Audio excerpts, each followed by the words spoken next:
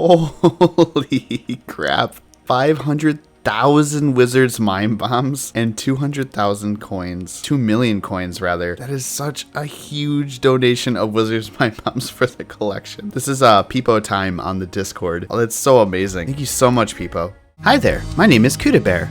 I've been playing RuneScape on and off since 2005. During that time, I've played lots of restricted accounts, but I've never played the game as it was intended since 2011. Now, I'm seeking to change that by building a main to endgame content as fast as possible using routing and macro efficiency. Welcome back to Macro Efficient Main.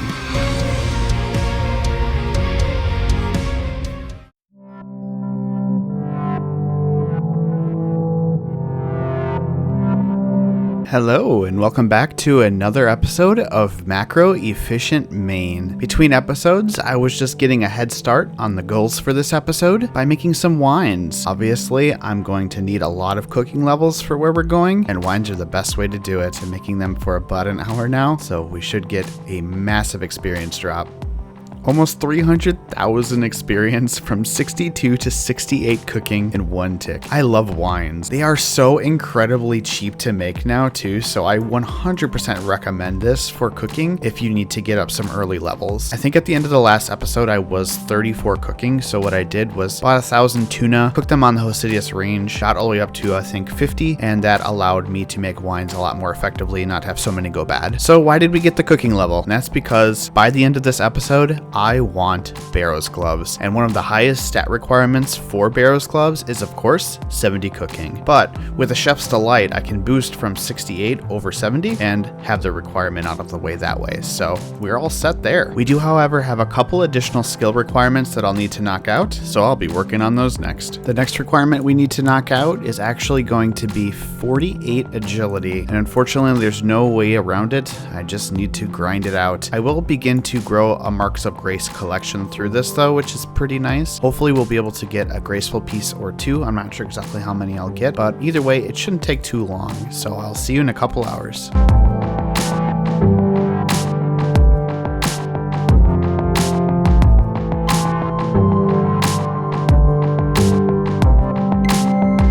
Jumping down here will actually put me at enough experience to get all the way up to 48 if I complete one quest, and that is Tourist Trap, so I'll be doing that next. If you're wondering why I wasn't doing a lot of elk agility, which is generally a really good idea, it's because I hate doing elk agility at this course. This course is just so annoying because the obstacles are so close together, and moreover I was playing on Time Traveler at the same time and I just wasn't having a good time trying to do elk agility while doing those simultaneously. In the future, if I'm not doing that, I will be doing elk agility as much as possible, but for this little grind I decided to skip it. It took about 3 hours, by the way. So generally speaking, getting the legs first is the best, but I only got 58 Marks of Grace, and instead of just going back for the two others, I'm just going to go ahead and pick up the top. I have no reason not to pick it up as I'm going to be getting full graceful eventually anyway, so it'll be helpful to have a tiny bit of weight reduction and run regeneration. Alright, next up, Tourist Trap. Let's get it done.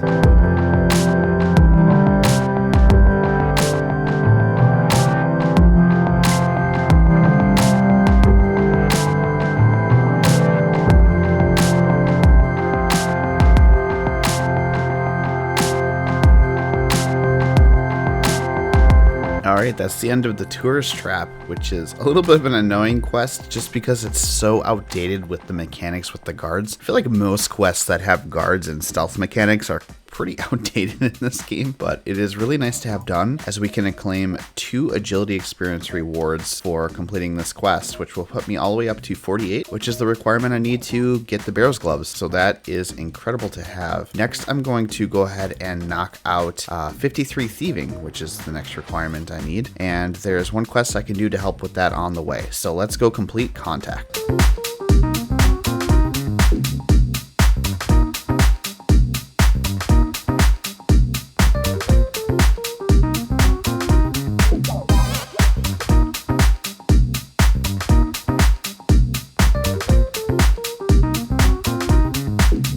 Alright, that's actually the end of Contact. Definitely don't underestimate the boss fight in this one if you're pretty low level. Use almost a full inventory of supplies, but it's still pretty quick even with that, and the 7,000 experience in thieving is a nice little boost. So now we just have to get 10 more levels and make our way all the way up to 53 for Desert Treasure. So I am going to get started on that next. Just went ahead and wrapped up 45 thieving here at the fruit stalls. I think it's fastest at this level, but I'm not entirely sure. But now I can do the Bearded Bandits blackjacking method, which is definitely fastest. So I'll be doing that up to 53. Also, in my infinite awareness, I didn't even realize that I got the combat lamp from Contact, which I didn't even wind up using. So I'm going to go ahead and throw that onto range, as I think that will be the most useful. I think it's 2 7,000 experience drops, which is really nice. 14,000 experience for range.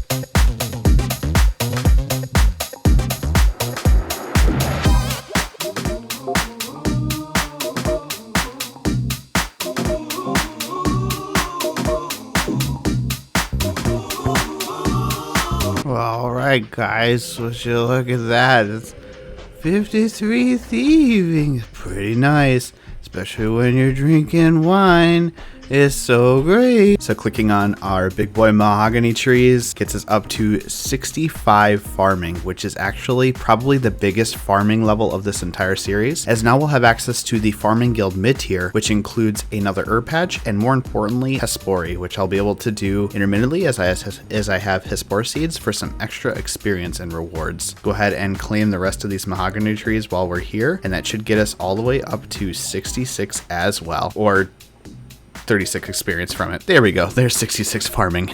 All right, and here is that next herb patch, putting me up to a total of 6 herb patches that I have. And if I enter this cave, I can also plant my first Hespori. There we go. There's the Hespori planted. I've only got 8 Hespori seeds, so I will very likely run out before I'm able to replenish them. And then the very last thing I'm going to be doing, of course, is I'm going to be doing the medium tier farming contracts, as these have an average value of about 30k, which in my opinion makes them worth doing. So I just have to grow some watermelons for this one. Super easy. So yeah, all that said, we're actually almost done in terms of farming for this series. The highest farming level requirement is for Song of the Elves at 70, so I really don't need that much more farming experience. I'm going to be doing my mahogany trees as they're so incredibly cheap and easy, and I'll also still be doing herbs, Hespori, and farming contracts. So I'm sure just through those alone, we'll easily blow by that 70 farming goal that we need, and we'll gain some extra progress for the future, which will be great. All right, next on the docket is getting all the way up to 50 firemaking, something that's a little overdue, as it'll provide some other unlocks along the way. So I'm gonna go ahead and do the good old GE firemaking method. Let's go ahead and get that done.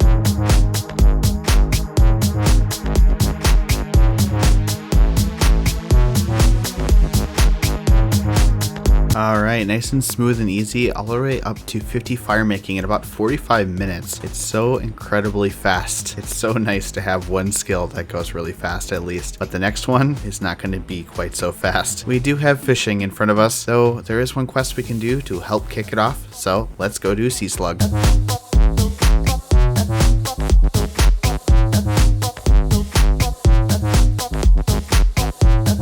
Such an incredibly easy quest, and honestly, I probably should have just taken the time to get the firemaking levels required to do it way back when I was kicking off fishing for fishing contests. It is definitely worth it since firemaking is so much faster than fishing, but that's all hindsight now, and the only thing that we can do from here on is actually just go fishing, so let's do that.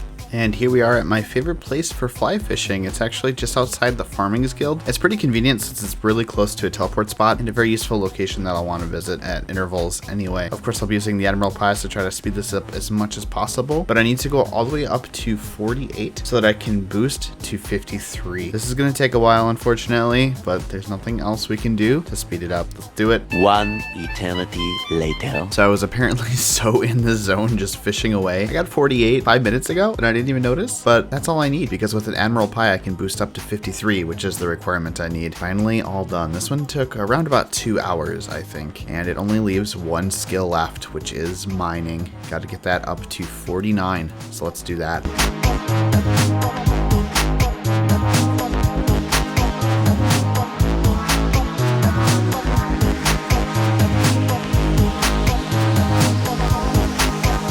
Alright, there's 49 mining. Now, if you're very astute, you would have noticed that I actually lied to you. Mining was not the last skill. I also had to get a couple smithing levels, but I figured I'd attempt to zero time it with some superheats in between mining, and you probably saw that in the time lapse. In effect, I'm really bad at clicking, and it probably was more than zero time, but it was still pretty quick. So with these skills knocked out of the way and a Dwarven Stout, I'll have all of the requirements required to get those barrows gloves. The only thing that remains between us and the gloves is a bunch of quests. So, of course, we're going to go back to questing. However, before we go ahead and begin the next quest, I actually can do my first Hespori kill, so I'm going to go ahead and do that. Should be pretty easy with my stats and gear.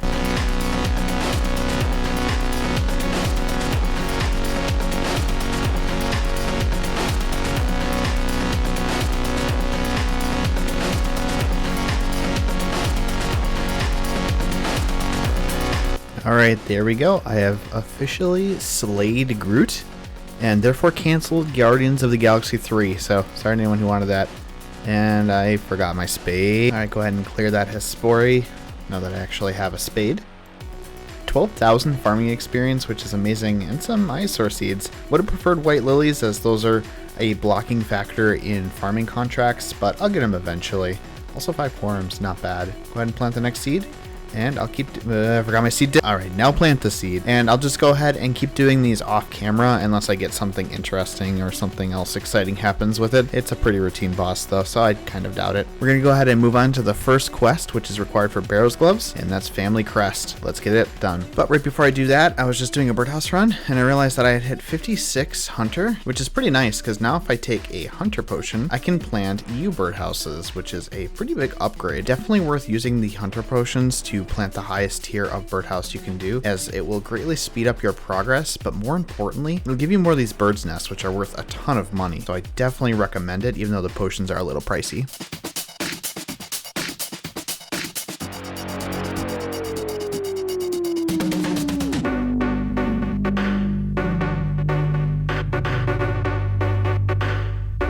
Alright, that's the end of Family Crest. Unfortunately, the reward is not particularly useful to me, as all of the gauntlets aren't really useful to a main account in the modern era, but at least I have that one out of the way. And also I noticed when I was doing the quest, I killed the Coronazone, or whatever its name is, Demon in the Wilderness, and I got a looting bag drop. That's so strange that it can drop a looting bag, but I guess I can. So I'm going to jump into the next quest, which is actually going to be Underground Pass. This one will be interesting. Only 48 agility. Let's see what happens.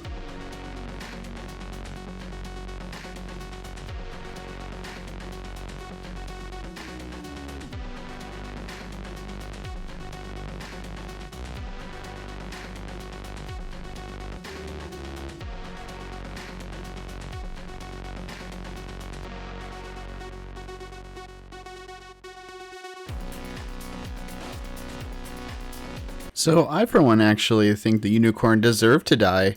It shouldn't be stuck in that cage anyway. I'm just putting it out of its misery, right? Right?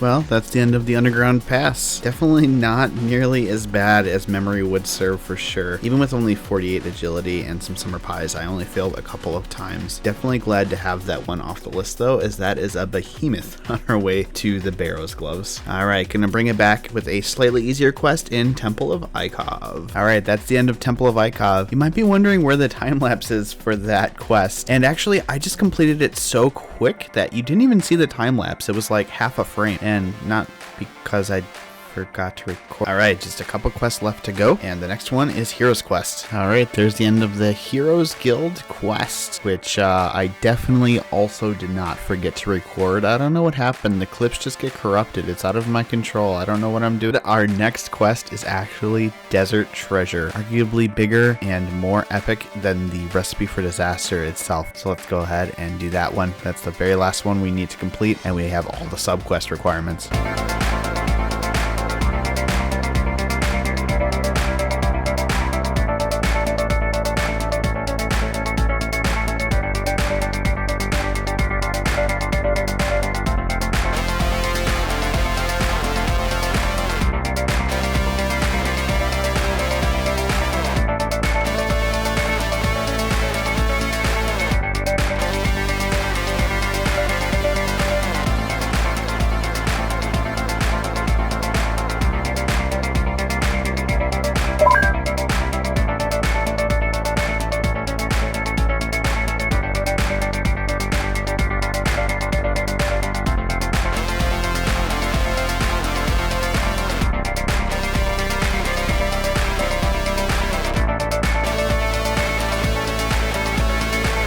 seriously just get that on the second one?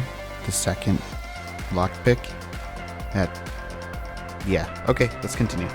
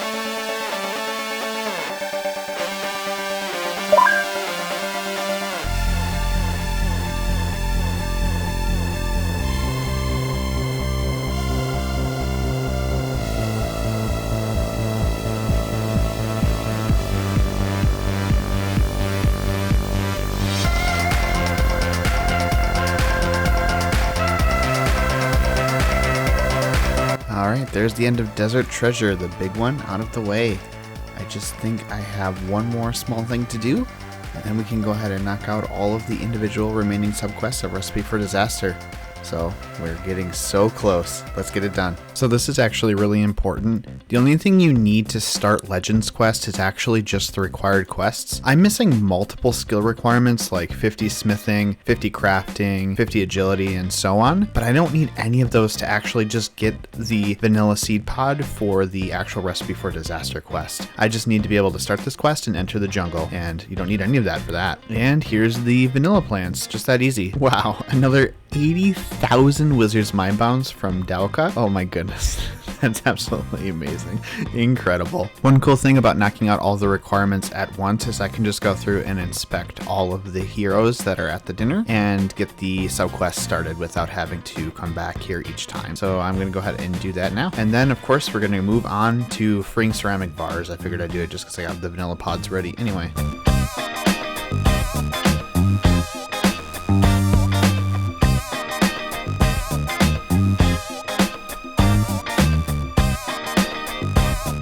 Alright, there's the Brulee Supreme. That's the first item I need. I'm going to save all of the items and turn them all in at the very end to unlock the final fight. But I'm going to move on to the next one, which is freeing the Lumber's Guide.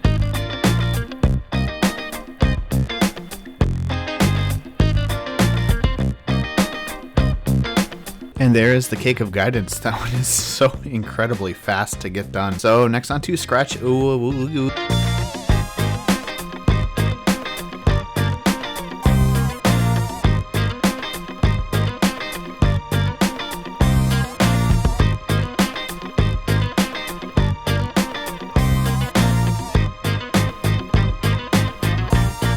Alright, there is the cooked jubilee. I definitely did not forget my ogre arrows the first time. What are you talking about? And of course, on to the last part of Recipe for Disaster, which is probably the most annoying, and that's of course to free King Awawugi.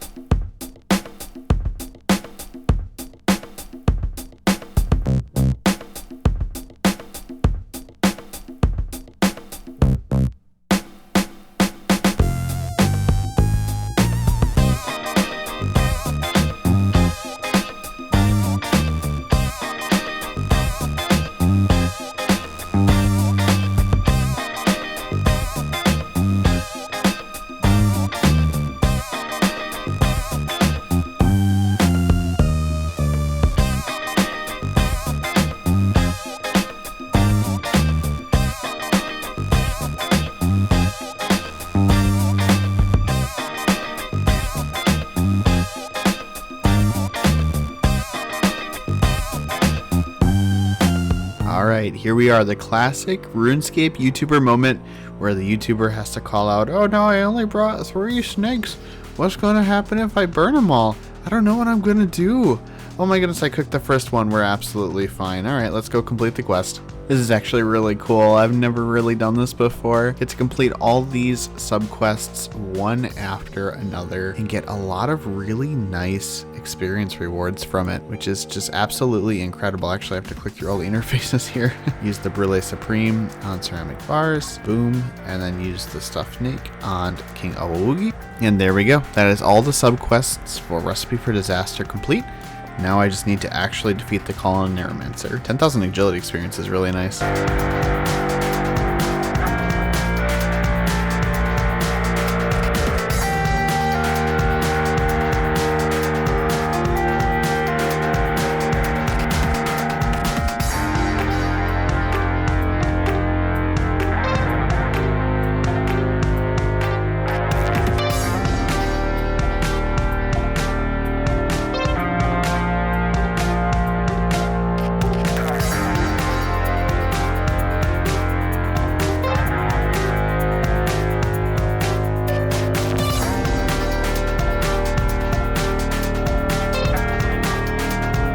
And there he goes. The big man himself is defeated.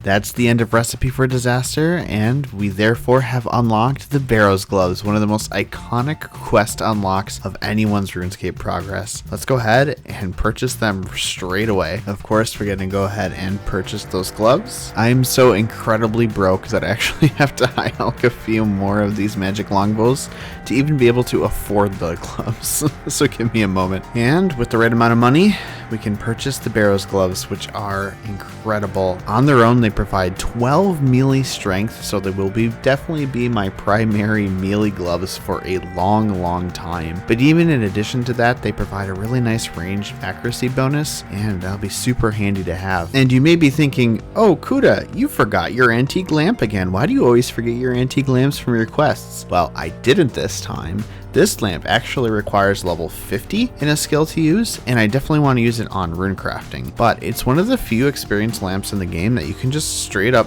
bank for later. So I will just save it, and when I get 50 rune crafting, I'll throw it on there. These are actually the last major gear unlock that I'll be getting via questing or side questing, that is like the fight caves or the void grind. Everything else will be from here on out a monetary purchase, so therefore money is going to start becoming a lot more important. But with herb runs going on in the background, I should be set at least for some baseline gear in that regard. That said, the Barrows gloves are always such a crucial component to bring it all together, and it's incredible that we've made it this far already. Taking a look at the account stats here, all the way up to 102 out of 150 quests complete. Over 1,000 total level, a lot of that was gained in this episode, and if we look at the time played, all the way up to 4 days and 21 hours, which is actually exactly 24 hours more than the last episode. So it took me about 24 hours to get all of the skill requirements required and all of the quest requirements required to unlock the Barrows gloves from where I was. This is by far the quickest I've ever had Barrows gloves on an account, and I'm super happy to have hit this point so quickly. So before I let you go, we'll just go ahead and do an update on the Wizard's Mind Bomb collection. We got some incredible donations in this episode, and the stack is looking so great. I am incredibly generous to everyone who's donated to the pile so far, and